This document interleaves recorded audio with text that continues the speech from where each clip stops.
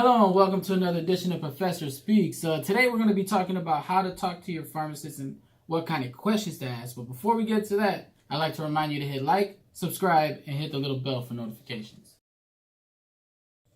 Hello and welcome to another edition of Professor Speaks. My name is Alex Hernandez. Alongside me as always is Dr. Craig Stern. And a special guest for the second time in a row is Dr. Barry Pascal. Thank you for joining us, Barry. Thank you. Our topic today is going to be about talking to your pharmacist. And who better to have than two lovely pharmacists here with us today. Lovely? Lovely. Yes, that's the word I'm using. Thank you for the compliment. That's the word I'm going to use, and I'm going to stick to it. So, and also, Craig, why are we discussing this topic today? Yeah, I thought, and Carol thought, the staff thought that it'd be a good idea, since there's been so much conversation about drug prices, about drug cost, about questioning the system, that we should effectively deal with how do you talk to your pharmacist about it, how do you find areas in order to lower cost, how do you find areas on how you should speak to it. Dr. Pascal, who's on our staff, was a retail pharmacist for 35 years, so he's a perfect one to talk about that kind of interaction, as well as for us to kind of add some further information into it. Right. So, getting things started, we've often closed out the show with expressing or stressing that patients should ask questions to the pharmacist or to their doctor, and they should always talk. But we never mention how you should approach that subject.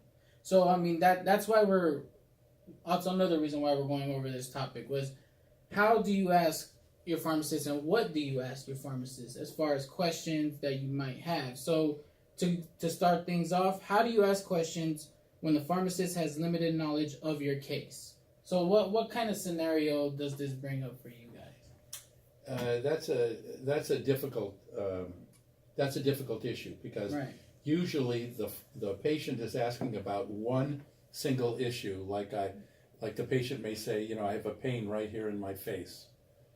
But the pharmacist doesn't have all of the information about the patient. Right. Not all of the medicine the patient is taking, not all the doctors the patient, or the fact that the patient may have been in a car accident 2 days prior to the question. Right. So the most difficult part for a pharmacist is to answer a question that the patient asks without all of this other information. So Right. most pharmacists ask other questions and determine, like let's say it's a question about the face or a question about medicine, they'll ask other questions to try to fill in the holes so they can give a good picture. The other thing I might point out is that patients a lot of times don't ask questions correctly. In other words, the patient will come up to, this has happened to me, patient will come up to me and ask me, can you please tell me something about my knuckle? My knuckle is bothering me. And this started yesterday at 9 o'clock in the morning. I got up, I made my bed, I went in and did the kitchen. And patients ask questions by giving this long, non-essential, non-informational information Right. to the pharmacist. So it's very difficult for pharmacists to weed out a lot of times what the questions are. So patients have a responsibility to ask questions correctly. Yeah, I would add two things to that. One is, I think we've mentioned it before, but if not, it's terribly important. One should look at their pharmacist the same way that they look at their primary care physician. They should bring all their prescriptions to one pharmacy, one pharmacist, so that there's a body of a medication profile that the pharmacist has to see the complete picture of that particular patient. Number two is, it's certainly important for the patient to think about what the question is, but it's also important that the pharmacist will ask certain questions to try and figure out what they're talking about. So it's one thing to say, look, my knuckle hurts me. The question is, has your knuckle hurt you for years? Is it something that is hurting you now and it's never happened before? Have you taken any medications for it, etc.? So that they can try and narrow this question down from dealing with something that could be anything with regard to arthritis or a host of problems, down to perhaps answering what the real question is. Right. Both of those issues happen, and they're critical, and people should be aware of that so that they try and narrow it down, not just perhaps to your social or your family or your other issues that you've got, but also to try and help them to understand, to the pharmacist, to understand, what are you really asking for? What do you want? Right, and I think a lot of pharmacists approach each scenario. I mean, correct me if I'm wrong, of course, but I think they approach every scenario assuming that a patient has limited knowledge of what medical conditions they might be feeling, or what diagnosis they may have gotten from a doctor previously. I mean, I think a lot of pharmacists approach each case knowing or assuming that a patient doesn't really know what's going on. Yeah, They get told something by a doctor, say you have such and such condition, avoids this and this and this, but then the patient just goes, okay, and then walks away and forgets about it. Right. Right. That's absolutely true. As a matter of fact, funny you should bring this up. The number one question that I had as a pharmacist, number one question over a 35-year career, do you know what it is? What's that? That's exactly what the question is. What's the patient? Well played, man. Patient Well would, played. patient would ask, "What is this medicine for?" Mm-hmm. So here's a patient who's sick, goes to the doctor, has all of these tests, gets medicine, comes into the pharmacy and asks, "What is this medicine for?" There's a breakdown in communication and understanding. Mm-hmm. What the patient was really asking is, "Will this medicine cure me? Right. Will this medicine help me?" But the patients ask for it incorrectly. They ask the question incorrectly. They say, "What is this medicine for?" when they're really asking, "Will this medicine cure what I have?" Right. And I feel like the patients want to do good. They want to feel good, so they want to trust their doctor. They want to trust their pharmacist. They just want to say, okay, let's fix this, and they move on without any real knowledge of what's going on. They say, take these two, you'll feel better, and they just go on with their life. If I may, let's focus on something we absolutely know they want. What's that? Which is, how do you lower the cost of the prescription I'm Right, getting? that's the second one. Right? You know, Don't get without taking anything away from your scenario. Don't take medicine. Don't take medicine. Lower cost. Yeah. Yeah, lower cost. Don't yeah. take medicine. Decrease weight, Prevent. exercise, watch your diet, Right. and prevent. But short of that, then the question is how do you lower the cost of your meds? How would you respond to that, Barry? There are several different ways that you can attempt to lower the cost. I'm not saying that it will lower the cost, but there are different ways. One of the ways is to the pharmacist can suggest a generic alternative if it's a brand name drug. Another way that most patients don't know about is that drugs come in categories, like blood pressure is one category, and in that one category there are categories of drugs that are all the same. The easiest one that most people have probably heard about are statins. There are like 9, 10, 6 statins. And if the patient is taking one statin and their insurance plan does not cover that one statin, the pharmacist, by asking the pharmacist, how can I lower the cost of the drug, or can I get a cheaper alternative or whatever, the pharmacist can recommend a drug that is in their insurance, but in the same category, in the same group. It's basically the same medicine. Are there any Same therapeutic effect, not the same medicine. Right. Same therapeutic effect. Are there Right? are there any Did I say that right? instances? Yeah, and let me add Go to ahead. that. I Yeah. apologize. Let me just add to that real quick. And that is, you get a prescription for a drug.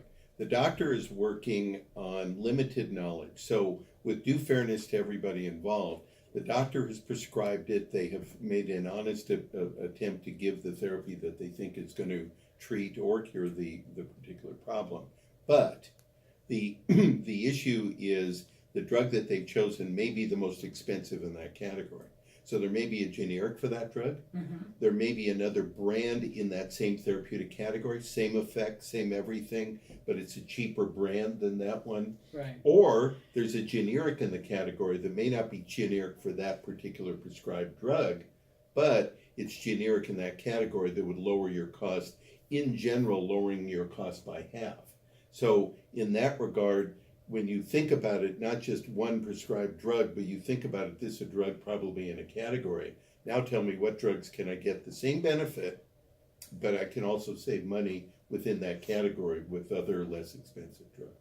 Yeah, and also, to add on to what you said, the pharmacist may know of a coupon that's available from the drug manufacturer that would work with your insurance also and lower the cost of the drug. So the pharmacist can recommend a coupon. And just to move on, I mean, really quick, we've also mentioned several times in previous episodes about shopping around and looking for. There's websites that help with like GoodRx, Right, and several other ones. There's several ones. That we'll have input up for us when we upload the show. Right, Em? Good job, Em. Okay, so moving on to the next question. How to ask for advice when the pharmacist is busy filling prescriptions and is under the gun for time. So I know this is Barry's expertise, right? That's the toughest question of all. The patient would like to spend an hour with the pharmacist, Mm-hmm. and the pharmacist would like to spend 10 seconds with the patient. So there's a conflict. Not painting a good picture of a pharmacist. No. Well, so you have to understand the pharmacist's point of view. He wants to help the patient, Mm-hmm. cares about the patient. The patient is one of his patients. Right. He's taking care of the patient, but he doesn't have time, or he or she doesn't have time. They're pressured. They're under the gun. They're filling prescriptions. So most pharmacists strike a balance between their time and what the question is. A lot of times what I used to do is I used to interview the patient, find out what the question is. If it was a complicated, long-term question that required a longer answer, and it was not an emergency, had nothing to do with the medicine per se at that moment, I would take their phone number, which I already had, on the prescription. But I would take their phone number and make it a point to call them, make an appointment with them, and call them at X period of time and have a longer conversation. That's a good way to do it. Anything you want to add to that? In today's world, you can certainly call them. That's personal. That's one-to-one. That's very appropriate. There's also texting and emails that can be used in order to try and deal with the questions.